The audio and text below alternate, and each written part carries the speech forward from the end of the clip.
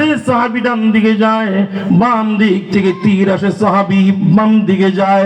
নবীজির তীরগুলো সাহাবীর শরীরের মধ্যে লাগতেছে লাগতেছে লাগতেছে।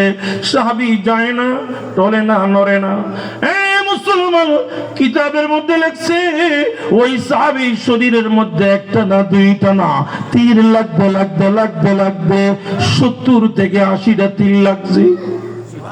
আমি জানতে চাই একজন মানুষের শরীরে 70 থেকে 80টা তীর লাগলে আর তীর লাগার মতো কোনো জায়গা আসেনি ভাই? নাই। আমার ভাইয়েরা কিন্তু একটু যায় না, সরে না, টলে না, নড়ে না। কেন? আমি সরে গেলেই তো তীরগুলো আমার নবীর গায়ে লাগবে, আমার নবীর রক্ত শরীর মোবারক থেকে জড়বে, আমার কলিজায় বরদাস্ত হবে না। এবার নিজের শরীরের রক্তগুলো পড়তে পড়তে পড়তে পড়তে শরীরটা রক্ত শূন্য হয়ে গেছে, অবশ হয়ে গেছে, আর দাঁড়ায় থাকতে পারতেছে না। সাহাবী এবার এই দিকে তাকান, ওই দিকে তাকান, কোন মুসলমান নি দেখা যায় কার কাছে নবীর জীবন আমানত দিবে?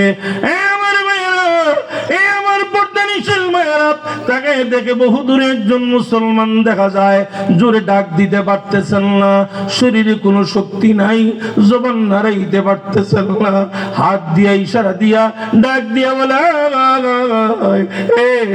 নবীর সাহাবী আয়, আমি মনে হয় আর বাঁচবো না রে, আমি মনে হয় দুনিয়ার জমিন থেকে বিদায় হয়ে যাইব। এই নবীর সাহাবী আমার জায়গায় দাঁড়ায় যা, আমার শরীরটা অবশ্য হয়ে গেছে, আমার শরীরের রক্তগুলো পড়তে পড়তে পড়তে পড়তে আমি রক্ত শূন্য হয়ে গেছি।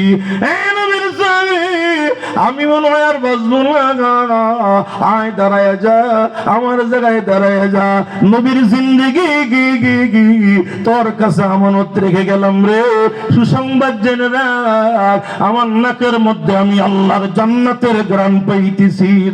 সুবহানাল্লাহ।